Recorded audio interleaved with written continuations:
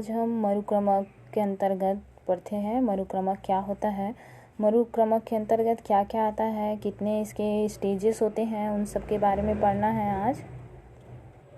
तो सबसे पहला जो स्टेज होता है वो क्या है, क्रस्टोस लाइकेन अवस्था। क्रस्टोस लाइकेन अवस्था किसको बोला जाएगा, जहाँ पे नग्न चट्टान होते हैं और अत्यधिक गर्मी होता है और पानी की कमी होती है, ऐसे स्थान को बोला जाता है क्रस्टोस लाइकेन।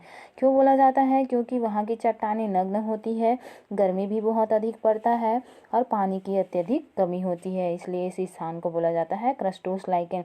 क्योंकि वहाँ पे लाइकेन ही उपस्थित होते हैं, ना कि कोई और पौधे, इसीलिए इसको क्रस्टोस लाइकेन भी बोला जाता है। ग्रेफिस है, राइजोकार्पस है, रिनोडीना है आदि, ये सब पौधे क्या करते हैं, वहाँ पे वृद्धि करते हैं। चट्टानों पर परपट का निर्माण हो जाता है। परपट मतलब एक लेयर बन जाता है, जहाँ पे क्या किया जाता है, श्वसन क्रिया में CO2 उत्पन्न करते हैं। क्या उत्पन्न करेंगे, CO2, जिसमें कार्बनिक अम्ल बनता है, जिसके कारण चट्टानों में जो उपस्थित जो प्रकार होते हैं, पदार्थ होते हैं, रासायनिक पदार्थ जो होते हैं, वो अवघटित हो जाते हैं और छोटे छोटे कणों का निर्माण कर लेते हैं। क्या कर लेते हैं, छोटे छोटे कणों का निर्माण कर लेते हैं।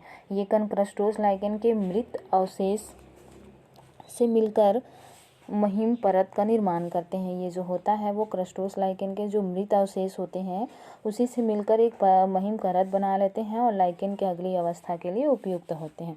नेक्स्ट जो होता है वो होता है फोलियोज लाइकेन। फोलियोज लाइकेन अवस्था, तो फोलियोज लाइकेन अवस्था क्रस्टोस लाइकेन अवस्था के पश्चात क्या हो जाते हैं, चपटी पत्ती सदृश सुकाए वाले होते हैं। फोलियोज लाइकेन उगने में समर्थ होते हैं। इसमें पार्मेलिया है, डर्मेटोकार्पस है आदि, ये प्रमुख होते हैं और ये क्या करते हैं, छाया प्रदान करते हैं। ये जो प्रकाश के प्रभाव में क्रस्टोस लाइकेन मरकर समाप्त भी हो जाते हैं। जब प्रकाश का प्रभाव ज़्यादा होता है तो उस समय क्या हो जाते हैं, क्रस्टोस लाइकेन मर जाते हैं।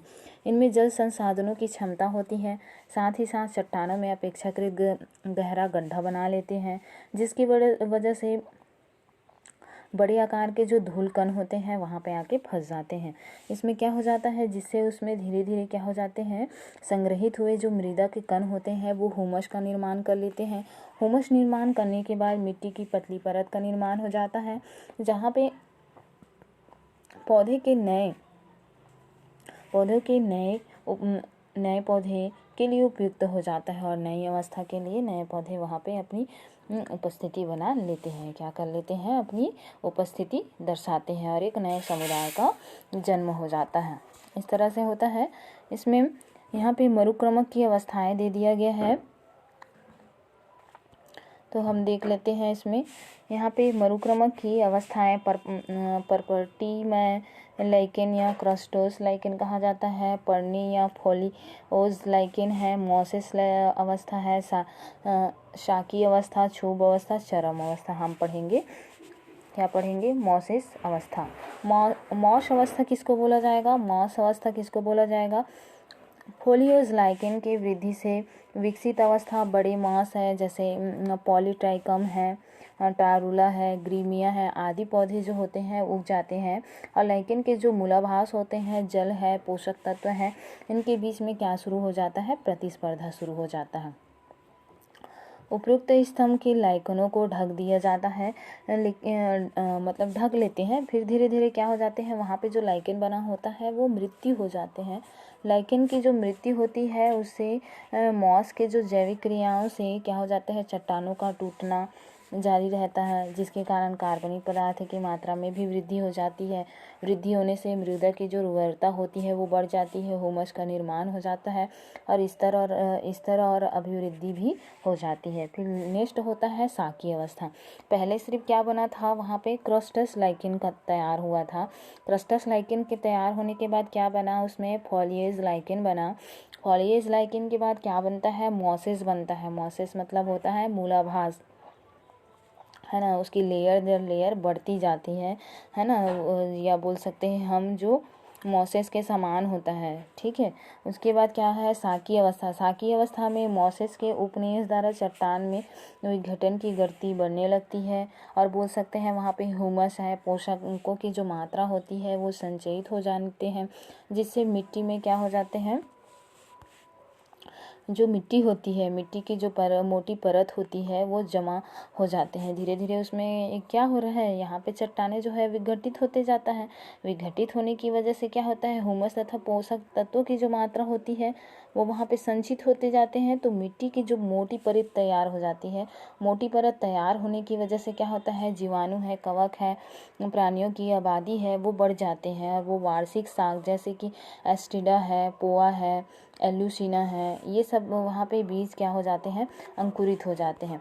अंकुरित होते रहते हैं और घास, जैसे घास है, घास उसमें बढ़ने लग जाते हैं। ठीक है, घास वगैरह बढ़ने लग जाते हैं और जो जड़ें होती है वो चट्टानों के अंदर प्रवेश कर जाते हैं और चट्टानों के अंदर प्रवेश करने से टुकड़े निर्मित हो जाते हैं। नमी और मिट्टी में वृद्धि हो जाती है। प्रक्रिया के लगातार चलते रहने से एक वर्षीय जो पौधे होते हैं वो द्विवर्षीय में बदल जाते हैं, द्विवर्षीय जो पौधे होते हैं वो बहुवर्षीय में बदल जाते हैं। इस तरह से वहाँ पे बहुत सारे पौधे निर्मित हो जाते हैं। और प्रकंद ऊपरी भूस्तरीय द्वारा शीघ्र बढ़ता है, जैसे कि इसमें सिम्बोपोगान है, हेट्रोपोगान है आदि। नमी, छाया, मृदा, ये बहुवर्षीय वनस्पति, बीजों की उपस्थिति, ये सब क्या होते हैं, बढ़ते रहते हैं। बहुत छोटे जंतुओं में ही आकर्षित होकर आ जाते हैं, इसमें अपना वास स्थान बना रहता है। नेक्स्ट है क्षुभ या झाड़ी अवस्था। क्षुभ या झाड़ी अवस्था किसको बोला जाएगा? क्षुभ या झाड़ी अवस्था में उपयुक्त अवस्था जो होती है, इसमें तो सिर्फ पौधा बना है, अब क्या बन रहा है, क्षुभ बन जाता है। क्षुभ है या झाड़ी है, कांटे नुमा जो होता है ना पौधे, उस तरह की संरचनाएं बन जाती है, इसमें पौधे बन जाते हैं। तो उपयुक्त अवस्थाओं में निर्मित होने वाले मृदा की मात्रा में वृद्धि के कारण अनेक झाड़ियों युक्त पौधे के बीच क्या हो जाते हैं, प्रकंद है, अनुक्रमण हो जाते हैं और वहाँ पे शाकी पौधे के ऊपर छा जाते हैं, जिससे क्या हो जाता है, पत्तियाँ गिरकर मृदा में चले जाते हैं और कार्बनिक पदार्थ की मात्रा में वृद्धि हो जाती है। जैसे जी कस है, कैपरिस है, रस है, फाइटोकार्पस है, ये सब आदि उगने लग जाते हैं और वहाँ पे भरपूर मात्रा में वृद्धि होते हैं और झाड़ियों का निर्माण हो जाते हैं, जिससे वहाँ पे कंटिन्यू कार्बनिक पदार्थों का संचयन होता रहता है और नए पौधों का निर्माण होता है। ठीक है, इस तरह से बनता रहता है, मोसेस है। अब हम देखते हैं यहाँ पे चरम अवस्था। चरम अवस्था में क्या होता है, चरम अवस्था मतलब जहाँ पे पूरे पौधे का निर्माण हो जा रहता है। चरम अवस्था या वन अवस्था, इस अवस्था में क्या होता है, जो पहले चट्टान रहते हैं, है ना, चट्टान से क्या बन जा रहता है, अब वन का निर्माण हो जा रहता है। कालांतर में झाड़ी अवस्था होते हैं और ये क्या होता है, धीरे धीरे वृक्षों में कन्वर्ट हो जाते हैं और कन्वर्ट होने के बाद जो झाड़ी होते हैं विलुप्त हो जाते हैं और जो वातावरण ज़्यादा नम और छायादार हो जाता है, क्योंकि वहाँ पे वनों का निर्माण हो जा रहता है। और ये क्या होते हैं, ये स्थिति धीरे धीरे समोद्वीत पौधे की संख्या बढ़ा देते हैं। बढ़ने के बाद वन अवस्था के जो आकार होते हैं वो आकार ले लेते हैं, फिर वृद्धि कर क्या करते हैं, वृक्ष चारों ओर पहुँच जाते हैं और जहाँ पे वनों का निर्माण हो जाता है वहाँ पे क्या होता है, चरम अवस्था कहलाता है, जहाँ पे अत्यधिक वर्षा भी होने लगती है। ठीक है, जहाँ पे उष्णकटिबंधीय क्षेत्र था वो किस में कन्वर्ट हो जाते हैं, वर्षा वन में कन्वर्ट हो जाते हैं। शंकुधारी वन है या पर्णपाती वन है, इन सब में ये क्या हो जाते हैं, उपस्थित हो जाते हैं। तो इस तरह से इसको बनने के लिए क्या लगते हैं, 1000 वर्षों का समय लग जाता है और तृतीय अनुक्रम नष्ट होने के बाद 50 से 100 वर्ष लगते हैं। उसके बाद पुनः विकसित होने के लिए इसको 100 से 200 वर्ष लग जाते हैं।